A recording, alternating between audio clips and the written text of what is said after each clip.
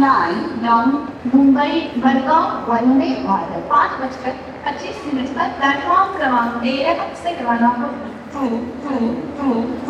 9 Mumbai Madgaon Vande Bharat platform number 13 and 5:25। तो बड़ी मुश्किल से पहुंचा हूँ मुंबई छत्रपति शिवाजी महाराज टर्मिनस, क्योंकि मेरी लोकल ट्रेन लेट हो गई थी और यहाँ से ट्रेन हमारी वंदे भारत एक्सप्रेस छूटेगी 5:25 पे। मेरा कोच तो वैसे आ गई है, तो चलिए पहले बोर्ड करते हैं। उससे पहले एक झलक आपको एग्जीक्यूटिव क्लास की भी दिखा देता हूँ कैसा है एग्जीक्यूटिव क्लास, और फिर चलते हैं अपने कोच में जो कि है C1 आज की जर्नी के लिए।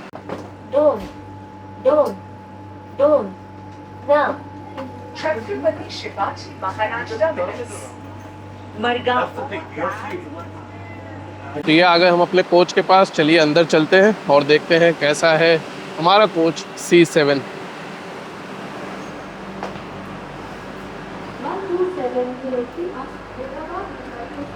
स्लाइडिंग डोर है और अभी तो फ़िलहाल सीट्स एम्प्टी है, लेकिन ये सब फुल हो जाएंगी जब ट्रेन दादर थाने पनवेल पार करेगी। ये मेरी सीट है, आप देख सकते हो हमेशा 20 नंबर ही मिल जाती है। वो विंडो सीट है, ये टेबल है, ऊपर लाइट्स हैं और यहाँ सामान रख सकते हो आप।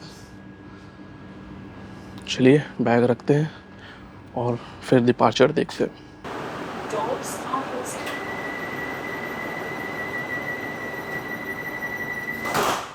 ओह नो, ये तो अंकल, अरे यार डोर भी ओपन होता नहीं है। ये मतलब ये अंकल पहले ही अंदर थे, उन्होंने सामान रखा था, इनसे थोड़ी सी बात भी हुई थी जैसे गुड मॉर्निंग सब, और ट्रेन शायद स्लो भी हो रही है। डोर ओपन नहीं होता है और नहीं करिए आप अंदर से, क्योंकि वो इलीगल है और आपके ऊपर डायरेक्ट एक्शन हो सकता है। अब क्या होता है पता नहीं। ये ट्रेन रुक गई, आई होप चढ़ जाए किसी तरह से। तो अभी आपने डिपार्चर पे देखा क्या प्रॉब्लम होती है अगर आप नीचे रह गए तो। अंकल रह गए थे जबकि अंकल बहुत पहले आ गए थे, वो तो फॉर्चुनेटली ट्रेन क्यों रुक गई पता नहीं, फिर वो नॉर्मल तरीके से अंदर आ गए। लेकिन इस परेशानी से बचिए, कोई भी रिलेटिव्स आ रहा है पहले ही टाटा बाय बाय कर लीजिए और 2-3 मिनट पहले ही अपनी सीट पर रहें। मैं तो इसीलिए ट्रेन से उतरता ही नहीं अगर वो वंदे भारत एक्सप्रेस है या तेजस एक्सप्रेस है, क्योंकि डोर लॉक हो गया तो काम खत्म। इस चीज़ से बचिए, कभी भी ज़रूरत ना हो, ज़रूरत भी हो तो फ़ोन यूज़ करिए, बात कर लीजिए, लेकिन ट्रेन से अवॉइड करिए उतरना, अनलेस आपको ट्रेन में आगे जर्नी करना ही ना। चलिए आपको मैं दिखा देता हूँ वॉशरूम C7 का कैसा रहता है। ये वॉशरूम है, आप देख सकते हो, वहाँ पे चाइल्ड रखने का है, फ्लश की बटन है, इंग्लिश स्टाइल टॉयलेट है और वो डस्टबिन के लिए है, और ये हैंड ड्रायर है जो मेरे समझ से शायद वर्क कर रहा है। और ये बड़ा सा मिरर है, वॉश बेसिन है और ये बहुत सी स्पेस है। तो ये है प्रेटी मच वॉशरूम जो कि बहुत ही बड़ा है और बहुत ही स्पेशियस है C7 और C1 में, ताकि कोई भी व्हील चेयर यूज़ कर रहा है वो ईज़िली एक्सेस कर सके। चलिए अब अपनी सीट पे चलते हैं और देखते हैं कब मिलता है हमको चाय पानी, वो जो कि मुझे लगता है थाने के बाद ही मिलेगा, उससे पहले तो कुछ मिलने वाला है। तो अगर आपको चाय की सख्त ज़रूरत है तो पहले ही मुंबई छत्रपति शिवाजी महाराज टर्मिनस पे, दादर पे, थाने पे कहीं पे भी पी लीजिए। तो अभी ट्रेन दादर पहुंच रही है और मैं आपको फेयर बता दूं हमारी ट्रेन का। अगर आप AC चेयर कार में ट्रैवल कर रहे हैं तो आपको देने पड़ेंगे 1595 रुपये, 157 रुपीज़ कैटरिंग चार्जेस है, और हमारी ट्रेन दादर पहुंच गई है। एग्जीक्यूटिव क्लास का अगर फेयर आप देखेंगे तो वो है 3115 रुपये और 190 रुपये कैटरिंग चार्जेस है। चलिए देखें डॉक्टर का अराइवल। सिर्फ और सिर्फ रिफ्लेक्शन दिखता है जब तक कि बाहर का उजाला नहीं होता है। अब अगला स्टॉप है हमारा जो है थाने। ये है हमारी ट्रेन का दूसरा स्टॉप थाने। बहुत ही इम्पोर्टेंट स्टेशन है, काफ़ी लोग यहाँ पे चढ़ते हैं और थाने एक इम्पोर्टेंट डिस्ट्रिक्ट भी है। इसके बाद हमारा अगला स्टॉप है पनवेल। तो जैसे कि एक्सपेक्टेड था, थाने के बाद दे दिया है मॉर्निंग टी, और वही टी का पैकेट एक्चुअली मैंने चेंज करके कॉफ़ी कर लिया है। और आप दूसरी चीज़ देख सकते हो कि सेरामिका का मैरी बिस्किट है, और अभी एक गर्म पानी भी साथ में दे ही दिया है। तो चलिए कॉफ़ी एंजॉय करते हैं, और मेरे समझ तब तक तो हमें पहुंच जाना चाहिए पनवेल। तो अपनी ट्रेन पहुंची है पनवेल और यहाँ पे हम पहुंचे हैं 10 मिनट लेट। वो स्टार्ट में जो डिले था वही कंटिन्यू चल रहा है। अब यहाँ से डायरेक्ट स्टॉप है खेड़। आई थिंक अगर अच्छा रन रहे तो ट्रेन खेड़ पहुँच जाएगी टाइम पे, वो भी फाइंड आउट करेंगे। टी अच्छी थी जो लोगों को मिली थी, और कॉफ़ी जो मैंने देखा पिया वो भी अच्छी थी। अब चलिए देखते हैं कब मिलता है नाश्ता। मुझे लगता है कि थोड़ी देर बाद तो मिलना चाहिए या खेड़ के बाद मिलता है, वो भी फाइंड आउट करते हैं। अगर आप बरसात के मौसम यानी मानसून सीज़न में इसमें ट्रैवल करेंगे तो इसका टाइम टेबल चेंज हो जाता है, फेयर भी बढ़ जाता है, क्योंकि आपको दोपहर का भी खाना मिलता है। तो ये बात का ध्यान रखें, अगर आप मानसून में ट्रैवल कर रहे हैं तो इसका फेयर अलग होता है और खान पान में आपको दोपहर का खाना भी मिलता है।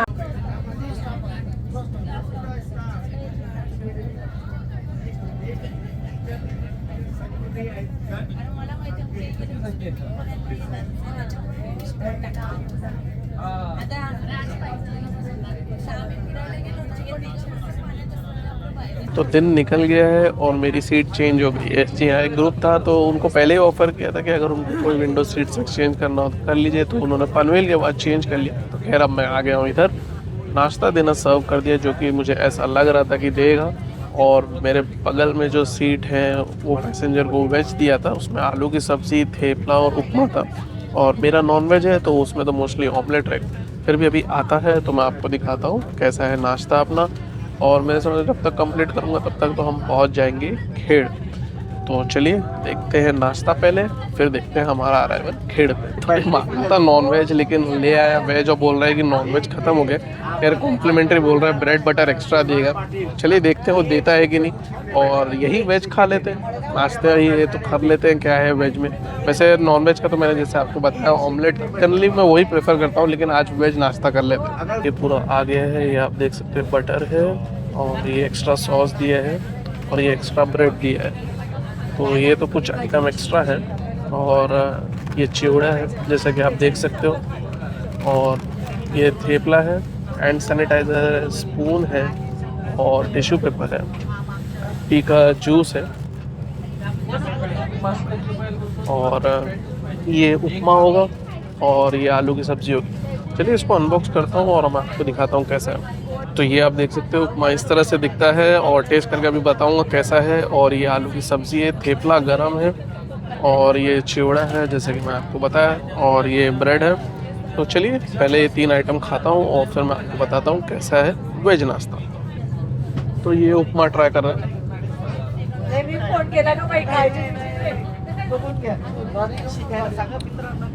अच्छा है लेकिन गरम नहीं है। पोटैटो की सब्ज़ी थोड़ा टेस्ट करते हैं, ठीक है तो खास नहीं है। और थेपला चेक कर लेते हैं,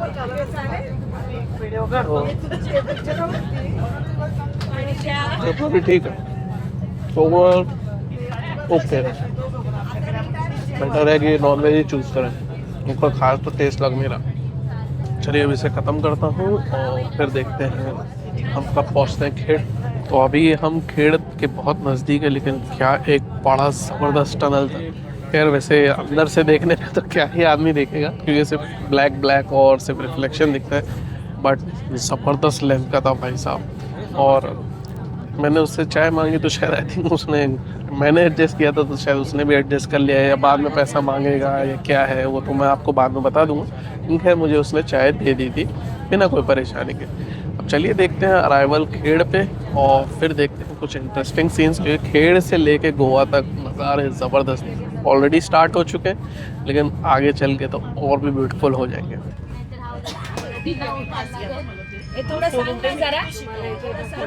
तो हमारी ट्रेन खेड़ पहुंची है वही 10 मिनट के आसपास लेट। और आपको एक इंटरेस्टिंग चीज़ दिखाता हूँ, यहाँ पे एक बोर्ड लगा हुआ है जहाँ पे लिखा है वंदे भारत इंजन ठहराव। तो वो बहुत ही इंटरेस्टिंग है कि चूँकि 8 ही कोच की ट्रेन है, यानी कि नॉर्मली तो 20 कोचेस की ट्रेन, 18 कोचेस की ट्रेन ऐसे रहती, तो हाफ है तो उसको यहीं पर रुकने को कहा गया। तो ये इंटरेस्टिंग और यूनिक था। खैर अब यहाँ से चलेगी तो अगला स्टॉप जो है वो है बहुत ही फेमस स्टॉप जो कि है रत्नागिरी।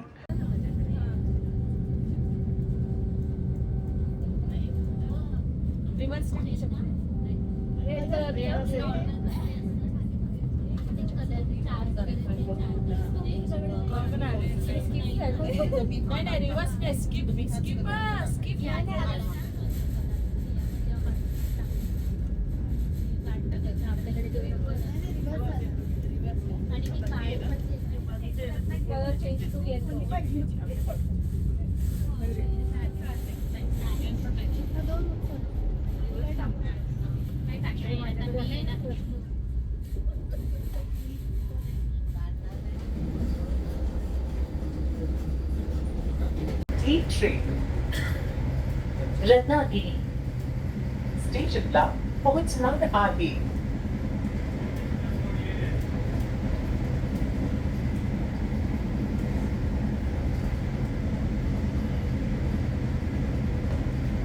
यह ट्रेन रत्नागिरी स्टेशन पहुंच रही है.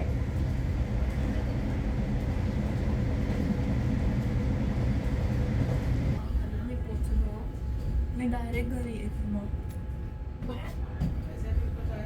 तो अपनी ट्रेन पहुंची है रत्नागिरी 2-3 मिनट लेट. यहाँ पे 5 मिनट का स्टॉप है, लेकिन मैं नीचे नहीं उतर रहा हूँ क्योंकि 2-3 मिनट लेट पहुंची है. और फिर अगर 2 मिनट में चल दे और हम नीचे रह गए तो आप समझ सकते हैं. खैर ये बहुत ही इम्पोर्टेंट शहर है. यहाँ पे आप वड़ा पाव या कोई स्नैक्स खाना चाहते हैं तो खा सकते हैं या ख़रीद सकते हैं. और दूसरी बात, ये बहुत ही ज़्यादा फेमस है ड्राई फ्रूट्स के लिए, और साथ ही साथ ये काफ़ी ज़्यादा फेमस है अल्फेंसो मैंगो यानी कि हापुस आम के लिए. तो अगर आप गर्मी में आएँ और आपको अगर यहाँ पे कोई बेचता हुआ मिले तो आप खरीद सकते हैं. वैसे ज़्यादा अच्छा तो ये रहेगा कि आप यहाँ पे उतर के शहर एक्सप्लोर कर सकते हैं. बीचेस भी हैं. तो ओवरऑल ये बहुत ही इंपॉर्टेंट शहर है, डिस्ट्रिक्ट भी है. और ये एक लौता स्टॉप है जहाँ पे 5 मिनट का स्टॉप है स्केड्यूल्ड हॉल्ट. लेकिन मुझे नहीं मालूम है 5 मिनट पूरा रुकेगी या नहीं रुकेगी. खैर जो भी है, अब यहाँ से नेक्स्ट स्टॉप है कंकावली. फिर उसके बाद तो आ जाएगा थिविम, यानी कि हम इंटर कर जाएंगे गोवा में. देखते हैं कैसा रहता है रन. लोको पायलट यहाँ पे चेंज होता है क्योंकि मैंने देखा जो लोको पायलट थे वो चेंज होते हैं. आई होप अभी तक आपको सीन्स दिखाया हो अच्छा लगा हो. वो छोटा सा व्यू भी था कैबिन का जो मैंने आपको दिखाया था. आई होप आपको पसंद आया.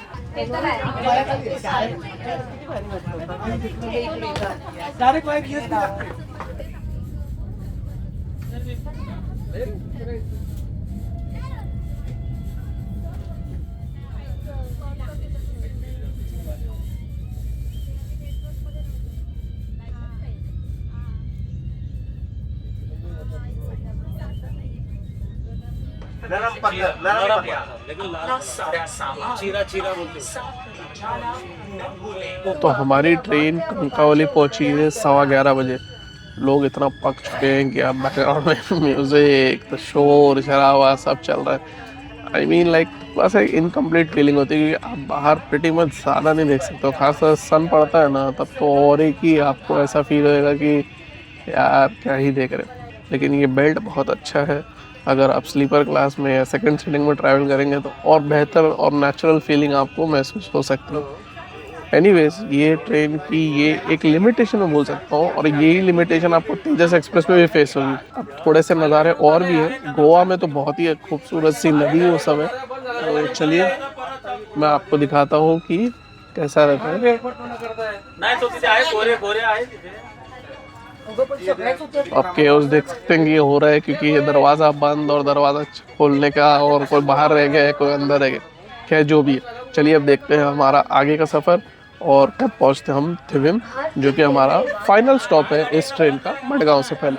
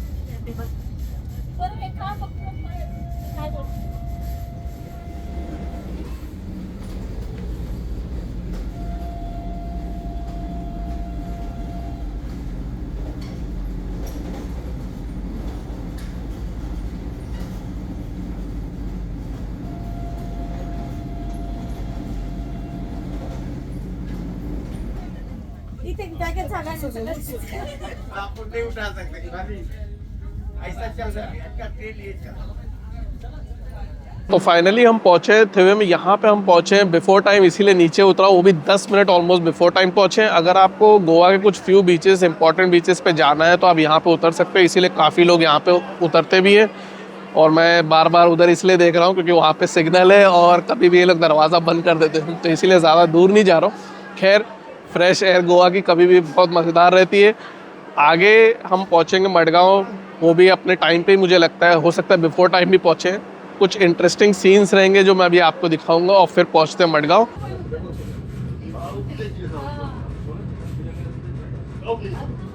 modify connectivity na itinerary sa process. And itinerary to finish the one to travel dito pati recovery things ko pero. Please steering ko yung table. North is naman na south daw. South mo. Then north south.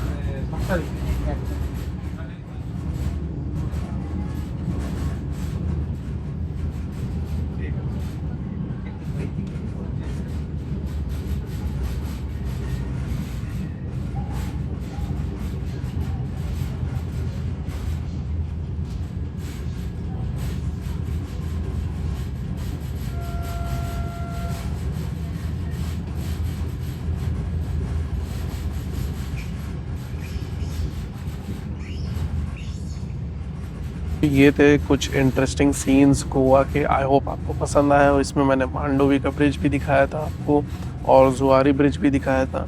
और अगर आपको कोई भी सवाल हो, कोई भी question हो इस ट्रेन की रिस्पेक्ट से तो ज़रूर बताइएगा। इस ट्रेन का भी अगर मैं रिव्यू दूं तो सीट्स काफ़ी कंफर्टेबल है, उसमें तो कोई प्रॉब्लम नहीं है। रिक्लाइन भी अच्छी हो रही है और अच्छी खासी हो रही है। और खान पान थोड़ा सा कह सकता हूँ एक मिस है, स्पेशली वेज में। मुझे लगता है ऑमलेट तो ठीक ही रहेगा, क्योंकि ऑमलेट तो जनरली ऑमलेट ही देता है। अवॉइड करना चाहे तो अवॉइड कर सकते हैं, लेकिन बहुत अर्ली मॉर्निंग ट्रेन है तो मेरे समझ से ले भी लेंगे तो ज़्यादा नहीं है। आपको बता चुका हूँ कैटरिंग चार्जेस कितने हैं। पंक्चुअलिटी बहुत अच्छी रही है। और अभी मैं आपको मडगांव पे भी पहुँच के बता दूंगा कि कितनी देर में पहुँची है ट्रेन मडगांव। ओवरऑल अगर कंपेयर किया जाए तो फिर से एक बार मैं बता दूं कि ओवरनाइट ट्रेन्स बेहतर है, क्योंकि आपका प्रीटी मच अगर आप घूमने भी जा रहे हैं तो आधा दिन तो चला ही जाता है। अगर आप थिवेम पे भी उतर रहे हैं तो 12 तो बज ही चुके हैं। हाँ, लेकिन अगर आप डे ऑप्शन पकड़ना चाह रहे हैं, यानी कि मॉर्निंग में ही बैठना है और दोपहर में कोई भी ट्रेन से उतरना है, तो ये तो बेस्ट ट्रेन है, क्योंकि इससे कम टाइम कोई नहीं लेने वाली ट्रेन। तो उस हिसाब से तो काफ़ी अच्छी ट्रेन है। तेजस एक्सप्रेस जन शताब्दी से तो बेहतर ही है, स्पेशली अगर आप अफोर्ड कर सकें तो इसके प्राइसिंग। ये था मेरा ओवरऑल रिव्यू। आपको फिर भी कोई क्वेश्चन हो तो ज़रूर बताइएगा। आप कोंकण कन्या एक्सप्रेस का भी वीडियो देख सकते हैं, CSMT बेंगलुरु एक्सप्रेस का भी वीडियो देख सकते हैं, जिसमें मैंने फुल जर्नी की। तो आपको एक आइडिया मिल जाएगा ओवरनाइट ट्रेन्स गोवा की कैसी रहती है। आई होप कंटेंट आपको पसंद आया हो। अगर पसंद आया हो तो लाइक ज़रूर दबाइएगा। अभी तक आपने देखा, बहुत बहुत शुक्रिया। अपना ख्याल रखिएगा। अब आप देखिए हमारा अराइवल मडगांव स्टेशन पे। मिलेंगे फिर कोई एक इंटरेस्टिंग जर्नी में। तब तक अपना ख्याल रखें। Bye for now.